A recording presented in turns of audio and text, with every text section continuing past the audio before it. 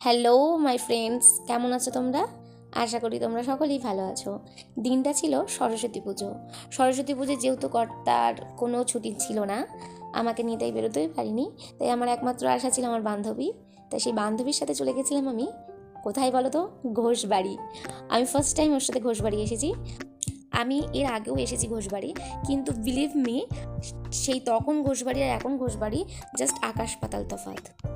খুবই ভিড় ছিল যেহেতু সরস্বতী পুজো, আর এখানে তো সরস্বতীর জাস্ট ফুল মেলা ছিল। তাই শাড়ি পরে একটু ঢং ঢং আমিও করে নিলাম, আমার বান্ধবীও করে নিল। কিন্তু বিশ্বাস করো, শাড়ি পরে না ঢং তো দিচ্ছি, কিন্তু খুবই কষ্ট হয়েছিল চলাফেরা করতে। তাই বান্ধবীকে বলছিলাম এরপরে শাড়ি পরে কোথাও আসবো না, কারণ বেশ মজাটা করা যায় না, হুড়োনোটা যায় না। ঘোষবাড়ির সরস্বতী পুজোর উপলক্ষে যে প্যান্ডেলটা করেছিল জাস্ট অসাধারণ হয়েছিল। প্যান্ডেলের ভেতরটাও খুব সুন্দর হয়েছিল, আর প্রতিমার মুখটাও খুব মিষ্টি হয়েছিল।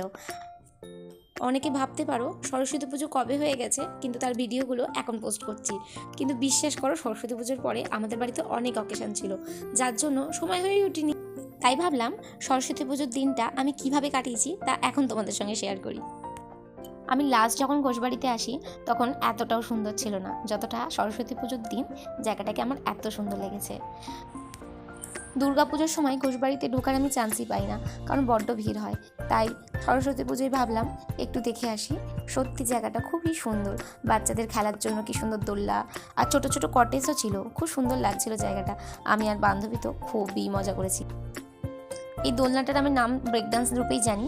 তো তোমাদের কার কার ব্রেক ডান্স করতে ভালো লাগে অবশ্যই কমেন্টে জানিও, আমার তো ব্যাপক লাগে।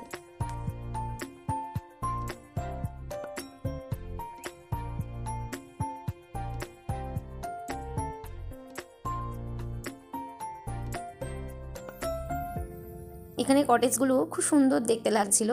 আমার বান্ধবী তো সুযোগ পেয়ে এখানে বেশ ফটো ভিডিও তুলে নিল, খুবই মজা করেছি আমরা। এই ঘোষবাড়িতে তৈরি হয়েছে একটা চার্চ, খুবই ভালো, খুব সুন্দর হয়েছে। কিন্তু চার্চটা আমরা অনেকটা দূরে থাকাতে আমি যেতে পারিনি, কারণ মমিতার শরীরটা খুব একটা ভালো ছিল না, তাই আমরা চার্চে যেতে পারিনি। এর পরে আর একবার এলে অবশ্যই যাব। এখানে খুব সুন্দর সুন্দর ছোট্ট ছোট্ট অ্যাকোরিয়াম তৈরি হয়েছে, যার মধ্যে একটা দুটো বেশ মাছও ছিল। আর মমিতার মেয়ে তো মাছগুলো দেখে ওখান থেকে যেতেই চাইছিল না।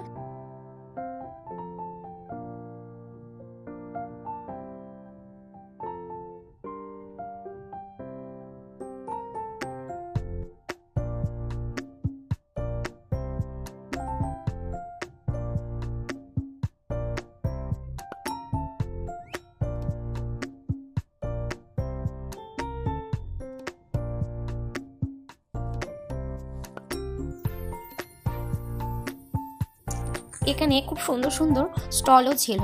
আমার বান্ধবী কিছু তার মেয়ের জন্য কেনাকাটা করলো এখান থেকে।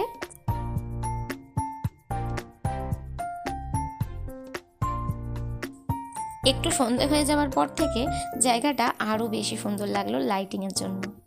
তোমরা কারা কারা এসেছো এখানে অবশ্যই জানিও তো কমেন্টে।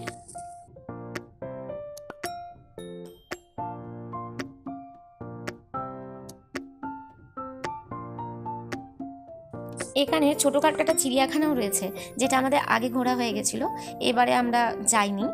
আশেপাশে অনেক শপিং মলও তোমরা দেখতে পাবে। আমরা এখানে প্লেস খুঁজছিলাম যে একটু ছবি টবি তুলবো।